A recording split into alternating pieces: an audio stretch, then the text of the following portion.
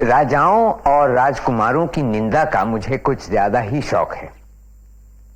वैसे मैं उनकी तारीफ या आदर की गुंजाइश भी कम देखता हूं, पर अब हम एक ऐसे शख्स का जिक्र करने जा रहे हैं जो राजा होते हुए भी महान और काबिले तारीफ था, और वो है चंद्रगुप्त मौर्य का पोता अशोक महान।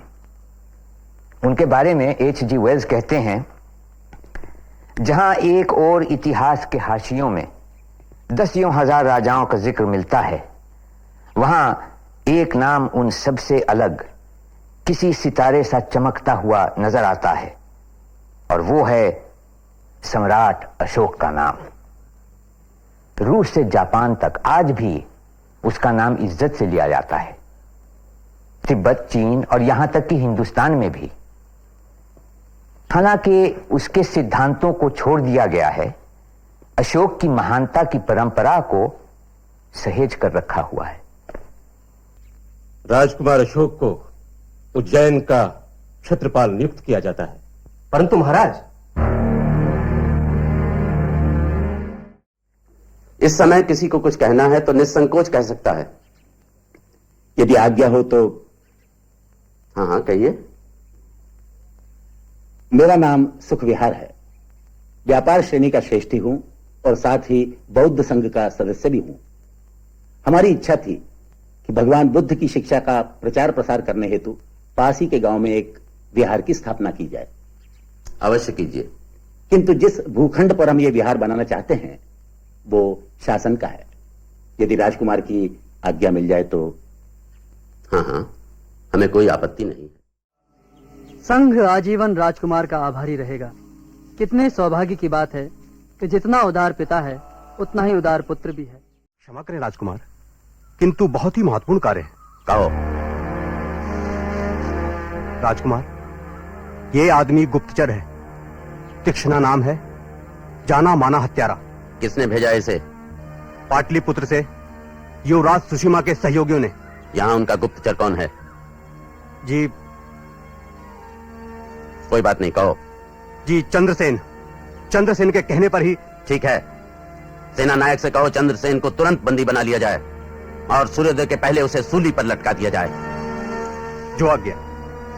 हत्या करना आवश्यक है क्या? देश निकाला भी दिया जा सकता है। राजद्रोही के लिए केवल एक ही दंड है, मृत्यु। महाराज, श्रेष्ठी सुखविहार जी आ पहुंचे हैं।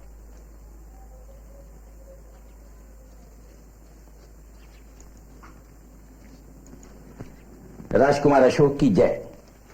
आइए सुखविहार जी, अब तो आप संतुष्ट हैं ना हमारी करनीति से? हाँ राजकुमार, किंतु कुछ बातें। वो भी सुलझ जाएंगी। ऐसे कार्यों में थोड़ा समय तो लगता ही है। मैं समझता हूं। वैसे उज्जैन के व्यापारी आपसे बहुत प्रसन्न हैं। किस सोच में डूब गए राजकुमार? भविष्य का क्या होगा? हमारा साम्राज्य का शुभ ही होगा। आप जो हैं। वो तो है, किंतु आप तो जानते ही हैं कि महाराज बूढ़े तो हैं ही, रोगों से भी घिरे हुए हैं। पता नहीं कब क्या हो जाए। उनके बाद हम में से ही किसी एक को शासन संभालना होगा। इसका निर्णय भी शीघ्र ही हो जाएगा। आप ये सोच रहे होंगे कि मैं ये बातें आपसे क्यों कह रहा हूं।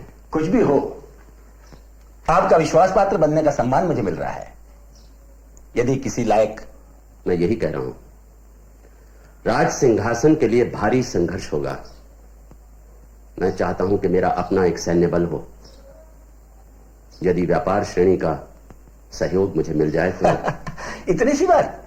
व्यापार श्रेणी को तो आभार व्यक्त करने का अवसर मिल जाएगा। आप तैयारी करें, एक एक सदस्य आपके साथ है। मुझे आपसे यही आशा थी सुखविहार जी। एक बात और बन जाए तो मन का बोझ उतर जाए। आज्ञा कीजिए। मैं आपकी पुत्री से विवाह करना चाहता हूं। देवी से विवाह? हाँ, कोई आपत्ति हो तो?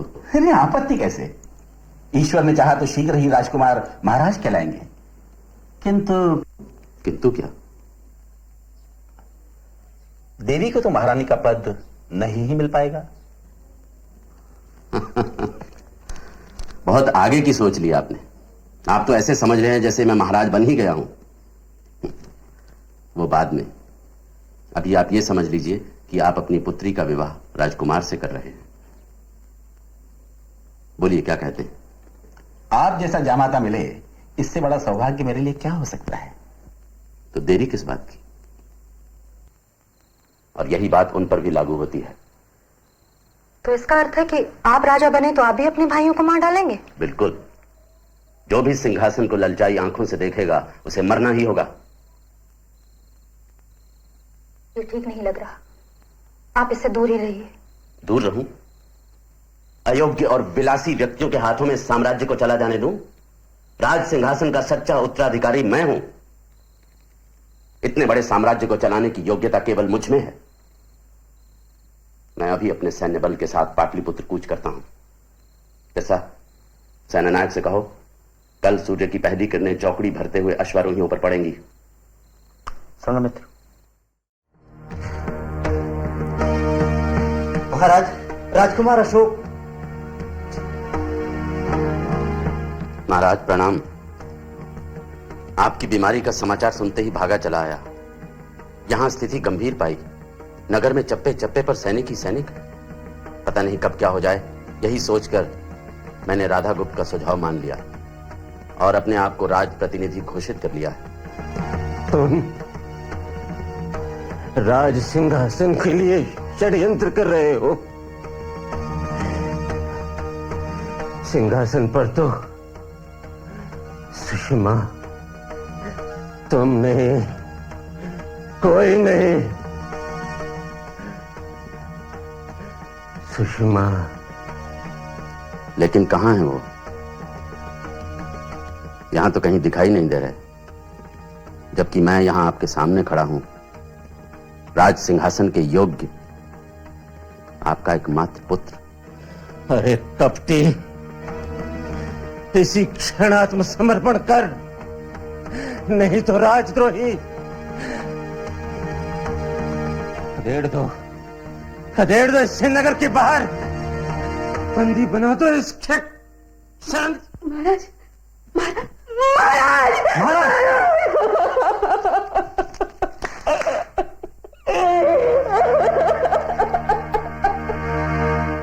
तमाम इतिहासकार मानते हैं कि अशोक युवराज नहीं था और राज सिंहासन के लिए राजकुमारों में आपसी संघर्ष हुआ। तिब्बत और चीन में संरक्षित ग्रंथ दिव्यावदान में लिखा है कि मृत्यु से पहले बिंदुसार अपने पुत्र सुषिमा को राजा बनाना चाहता था, मगर उसके मंत्रियों ने अशोक का साथ दिया। उत्तराधिकार स्थापित करने में पूरे 4 साल लग गए। तब कहीं अशोक ने अपने आप को पूरी तरह से सुरक्षित महसूस किया और 269 ईसा पूर्व में उसका विधिवत राज्याभिषेक हुआ।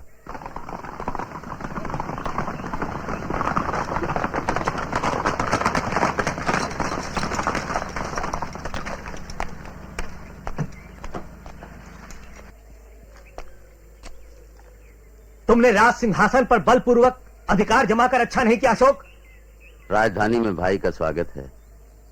क्या मैं पूछ सकता हूं कि किसके आदेश से मेरे सैनिकों को नगर की सीमा पर रोका गया?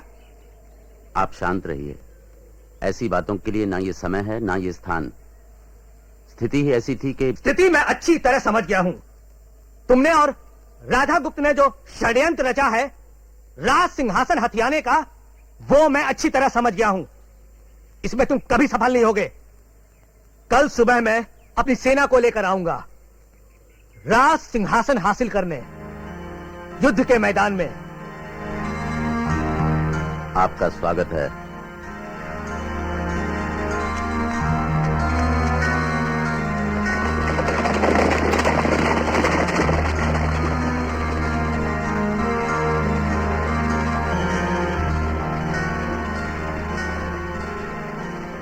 नगर में प्रवेश करने से पहले ही इसकी हत्या कर दो।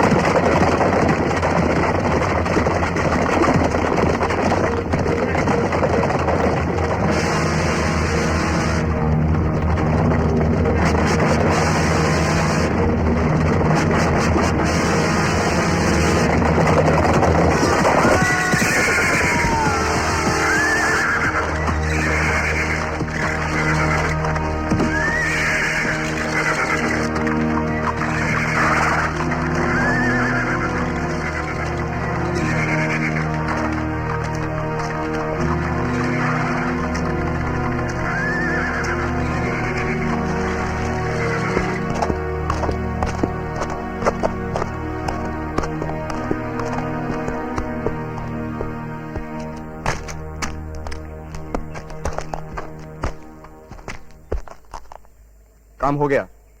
ठीक है, जाओ। तो राजाभिषेक की तैयारी की जाए भाई अशोक। अब तो आपके और आपके राज सिंहासन के बीच का कांटा भी निकल गया है। अभी तो कांटे ही कांटे हैं तिस्सा। उग्रसेन, पर्वतेश, हरिगुप्त, हिरण्यगुप्त, जितने भाई उतने संकट। मुझे पता चला है कि ये लोग अपना सैन्य बल इकट्ठा करने के लिए नगर से बाहर चले गए। जब तक उनमें एक भी जीता रहेगा, हम चैन की सांस नहीं ले सकते। मेरे विचार से यही अच्छा रहेगा महाराज। पहले सब उत्तराधिकारियों को सूली पर चढ़ा दिया जाए, उसके बाद कुछ और। राजप्रतिनिधि के रूप में शासन तो आपके हाथ में है ही। मैं आपकी दूरदर्शिता की सराहना करता हूं। सदा सिन्नो सदा सित्तदानीं नासिद्रजो नो व्योमा परो यत् किमावरीवः कुह कस्य शर्मन्नम्भः किमासीत् गहनं गभीरं सृष्टि से पहले सत नहीं था, असत भी नहीं, अंतरिक्ष भी नहीं, आकाश भी नहीं था।